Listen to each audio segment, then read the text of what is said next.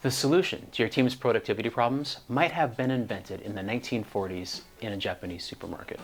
I'm Chris, your project pro, and today we're exploring Kanban, a visual system that transformed Toyota's manufacturing and has since revolutionized how teams work across industries and how they manage their workflows.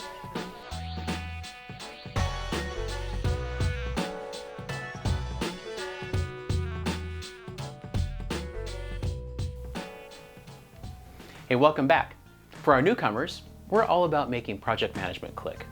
And last week we explored the Scrum framework. Today, we're looking into Kanban. So if your projects feel chaotic, your team is constantly switching between half-finished tasks or deadlines keep slipping through the cracks, Kanban might be exactly what you need. Let's discover why this deceptively simple approach has become a secret weapon for teams from Silicon Valley to hospital emergency rooms. In post-World War II Japan, resources were scarce and efficiency was essential. At Toyota, industrial engineer Taichi Ono faced a challenge: how to maximize production without creating waste. His inspiration came from an unlikely place: American supermarkets. He noticed that supermarkets stocked just enough inventory to meet customer demand. Products were only restocked when they were running low, which was signaled by an empty shelf space. Ono implemented this just-in-time approach at Toyota using visual cards, or Kanban in Japanese. That signaled when more parts were needed. This simple visual system revolutionized manufacturing, reduced waste, and increased quality and productivity. The genius in this is in its simplicity. It's sending visual signals, showing exactly what work needed to be done, when, and by whom. There's no complex schedules or overwhelming specs to be required. So what is Kanban today? Well, Kanban has evolved far beyond its manufacturing roots. It's used across industries to visualize workflow and optimize processes. Software teams at companies like Spotify use digital Kanban boards to track feature development.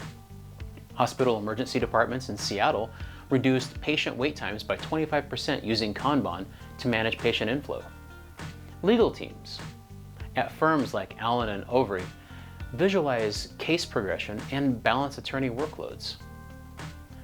You also see this in marketing agencies and school districts using it to manage curriculum development.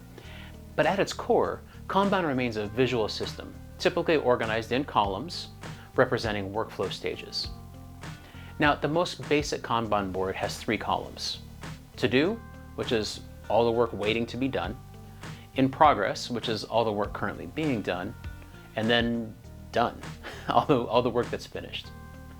Now, you can have additional columns in there depending on the project and your team and your workflow, and that's okay, but those are the 3 most basic ones.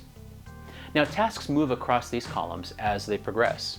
And this visualization makes it immediately obvious what's being worked on and what's stuck and what's completed. And this gives us a different level of transparency that traditional project plans simply can't match. What makes Kanban so effective? Well, it's built on 4 powerful principles. The first one is visualize the workflow. Because when work is visible, problems can't hide. The second one is to limit your work in progress. Multitasking kills productivity. In fact, research shows that context switching can waste up to 40% of production time. And Kanban addresses this by setting explicit limits on how many tasks can be in progress simultaneously. For example, a software team might limit each developer to 2 to 3 tasks at once. This constraint forces completion of current work before starting new tasks, which will dramatically increase productivity and their throughput. Pull work, don't push.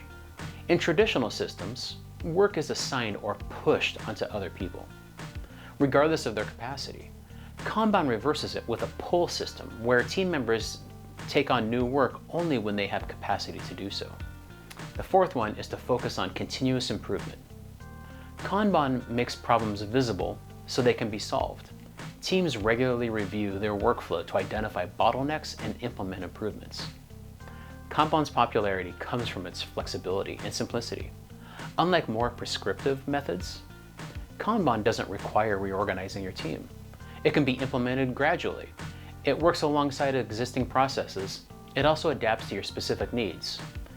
And implementation options include physical boards, which is just a whiteboard with sticky notes on it. And it works perfectly for teams who are co-located in the same space. There's also digital tools for distributed teams, like Trello, Jira, and Monday.com. They all offer powerful Kanban features. Here's a pro tip for you. Start small with a personal Kanban board for your own tasks. Create 3 columns: to do, doing, and done. And set a work in progress limit of 3 items in your doing column. This simple constraint will force you to complete tasks before starting new ones. You'll be amazed at how much work you can accomplish when you're able to focus on it. Once you experience the benefits personally, it's easier to introduce this to your team. What began as a solution to manufacturing inefficiency has evolved into a universal approach for managing workflow and improving productivity.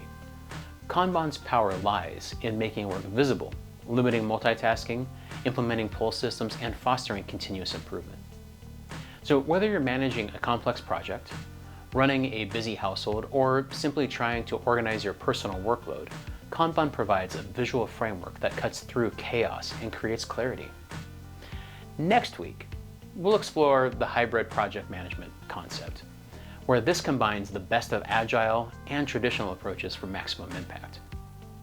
So if this video helped you understand Kanban a little better, please share it with someone who might benefit. Don't forget to like and subscribe, and hit that notification bell so you don't miss out on the next video. And drop a comment with your experience using Kanban, or any questions you might have about maybe trying to implement it in your project work. Hey, thanks for watching, and I'll catch you in the next one.